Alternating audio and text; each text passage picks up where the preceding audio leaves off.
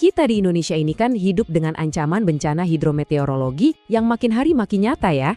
Nah, untuk bisa selamat dari banjir bandang yang ekstrim, ternyata kita butuh dua hal, bukan cuma satu. Dua hal ini harus nyambung. Pertama, jalur yang aman buat kita lari, dan kedua, tujuan atau tempat berlindung yang juga aman. Ini bukan sekedar kira-kira, tapi sebuah strategi yang harus diperhitungkan matang-matang. Nah, ini dia pertanyaan paling dasarnya. Mungkin kedengarannya simpel. Jawabannya, ya lari ke tempat tinggi. Tapi, tempat tinggi itu di mana? Dan yang lebih penting lagi, gimana caranya kita bisa sampai ke sana dengan selamat pas air bah super kenceng datang bawa macam-macam material? Oke, yuk kita bedah bareng-bareng jawabannya. Penting banget buat kita sadari, ini tuh bukan banjir genangan biasa yang airnya naik pelan-pelan. Banjir bandang akibat siklon tropis itu datangnya tiba-tiba, super cepat, dan bawa energi penghancur yang luar biasa. Bayangin aja, airnya itu bawa gelondongan kayu besar, batu-batu, lumpur pekat, yang bisa merobohkan bangunan biasa dalam hitungan detik. Jadi, ini dia inti dari solusinya. Sebuah strategi yang punya dua bagian dan nggak bisa dipisah. Strategi ini lahir dari analisa yang cermat loh, mulai dari peta jaringan sungai, peta pemukiman warga, sampai peta potensi genangan. Logikanya sederhana aja. Percuma kan punya shelter yang super kokoh kalau kita nggak bisa nyampe ke sana. Sebaliknya, percuma juga punya jalur evakuasi kalau ujung-ujungnya nggak ke tempat yang benar-benar aman. Oke, kita mulai dari bagian pertama ya, jalurnya. Merancang rute evakuasi yang efektif itu nggak asal-asalan. Prosesnya dimulai jauh sebelum ada pembangunan fisik. Semuanya berawal dari memetakan risiko. Di mana aja sih jalur sungainya? Di mana pemukiman yang padat? Dari data itulah kita baru bisa ngerancang sebuah koridor penyelamatan yang cerdas. Nah, prinsip-prinsip dasarnya ini menarik banget.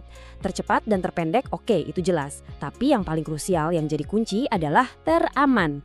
Penentuan jalur teraman ini berdasarkan data peta genangan, jadi rutenya itu sengaja dirancang untuk ngejauhin titik-titik paling bahaya, kayak bantaran sungai atau jembatan yang rawan roboh. Dan terakhir, aksesibel, artinya semua orang tanpa terkecuali harus bisa pakai jalur ini. Ini standar teknis yang penting banget. Sebuah jalur evakuasi, idealnya dengan lebar sekitar 3,5 meter, harus bisa mengalirkan minimal 70 orang setiap menitnya. Kenapa angka ini penting? Supaya nggak terjadi penumpukan atau kemacetan fatal di tengah kepanikan. Kalau sampai macet, jalur evakuasi malah bisa jadi jebakan maut.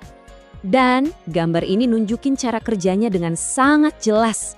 Daripada semua orang ngumpul di satu jalan dan bikin macet, sistem blok ini menciptakan beberapa jalur evakuasi yang sejajar. Coba lihat deh panah-panah hijaunya.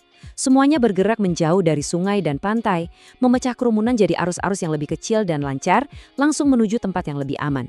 Jenius kan? Oke, setelah kita berhasil melewati jalur yang aman, kita butuh tujuan akhir yang benar-benar bisa diandalkan. Nah, lokasi shelter ini pun dipilih dengan sangat presisi, biasanya di titik paling tinggi yang paling aman dari jangkauan banjir. Ini bukan cuma sekedar gedung biasa, ini tuh semacam benteng yang dirancang khusus untuk bertahan.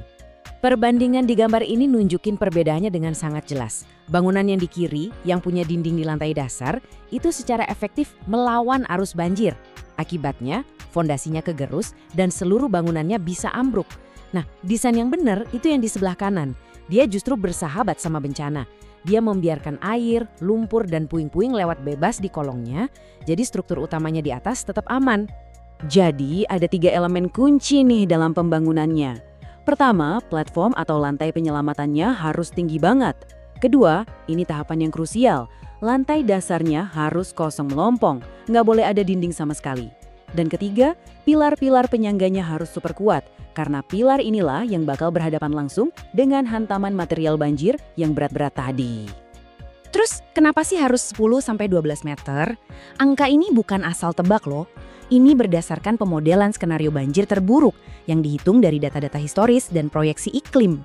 Jadi, ketinggian ini dirancang untuk memastikan platform penyelamatan tetap berada di atas jangkauan gelombang banjir paling tinggi sekalipun. Aman banget dah. Sekarang kita masuk ke ide yang bikin solusi ini jadi berkelanjutan. Gini, bangunan yang mahal dan penting ini gak seharusnya cuma berdiri kosong nungguin bencana datang. Sayang banget kan? Supaya tetap terawat baik, dikenal warga, dan bahkan jadi kebanggaan, bangunan ini harus punya fungsi ganda. Nah, ini dia konsepnya. Pas ada bencana, dia berfungsi jadi benteng penyelamat. Tapi di hari-hari biasa, dia bisa jadi sekolah rakyat, balai pertemuan warga, atau bahkan tempat ibadah. Dengan cara ini, bangunannya jadi hidup, jadi bagian dari kegiatan komunitas sehari-hari. Plus, semua orang jadi tahu persis lokasinya, yang bikin proses evakuasi nanti jadi lebih cepat dan instingtif. Tentu aja, isinya juga harus lengkap. Fasilitas dasar kayak air bersih, P3K, sama listrik darurat itu wajib. Tapi perhatiin juga hal-hal lain yang nggak kalah penting, kayak radio komunikasi buat mantau situasi, jalur landai atau rem buat penyandang disabilitas, dan bahkan alat-alat sederhana kayak linggis buat jaga-jaga kalau pintu keluarnya macet karena terhalang puing. Nah, ini yang bikin desain ini makin efisien dan penting banget buat Indonesia. Kita kan negara yang ada di cincin api, sekaligus sering kena jalur siklon. Jadi punya satu infrastruktur yang bisa melindungi kita dari berbagai bencana, banjir, gempa, angin kencang, itu bukan lagi kemewahan, tapi sebuah keharusan strategis. Oke, kita udah punya jalur yang cerdas, shelter yang kokoh, hardware-nya udah siap. Tapi semua itu nggak akan ada gunanya kalau software-nya, yaitu masyarakatnya, nggak tahu apa yang harus dilakuin. Jadi, separuh kemenangan lainnya itu ada di kesiapan manusianya. Kesiapan itu harus dilatih, nggak bisa tiba-tiba. Caranya, lewat simulasi evakuasi rutin, paling nggak setahun sekali. Lewat edukasi di sekolah-sekolah dan ke masyarakat. Dengan masang PT evakuasi yang jelas di tempat-tempat strategis. Pastiin juga sirene peringatan dini berfungsi dan semua orang ngerti artinya. Dan yang paling penting, bangun jaring komunikasi antar warga yang kuat, yang bisa diandalkan bahkan saat jaringan resmi lagi lumpuh. Kutipan ini benar-benar merangkum semuanya dengan sempurna. Infrastruktur itu pertahanan terakhir kita pas bencana udah terjadi.